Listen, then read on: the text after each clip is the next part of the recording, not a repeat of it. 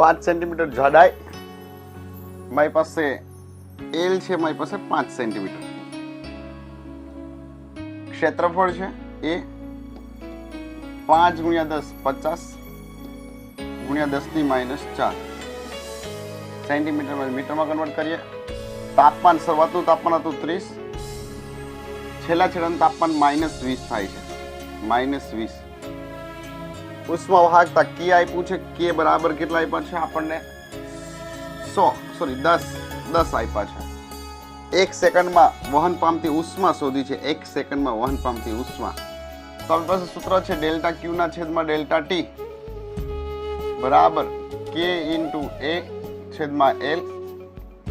T1 minus T2 છે, વધુ તાપમાનમાંથી ઓછું તાપમાન બાદ કરવાનું. મારે ક્યુ શોધવું છે. ક્યુ બરાબર શું થાય? આ કે મને આપ્યું છે 10, ક્ષેત્રફળ આપ્યું છે આપણને 50 ગુણ્યા 10⁻⁴. એલ આપણને આપ્યું છે 5 ગુણ્યા 10⁻². તાપમાનમાં થતો ફેરફાર, આ 30 માંથી -20 બાદ કરો તો કેટલા થશે? મારી પાસે 50. મારી પાસે 5 દાન 50. હવે જો આ 5 ગુણ્યા કેટલા થશે?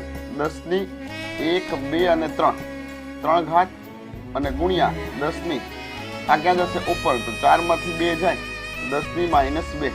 તો કેટલો આવશે મારી પાસે? 50 જૂલ. કેટલી ઉર્જા આવશે? જૂલ. 50 જૂલ. નીટ માટે મોસ્ટ આઈએમપી, નીટ જેડબલ્યુ માટે બેસ્ટ.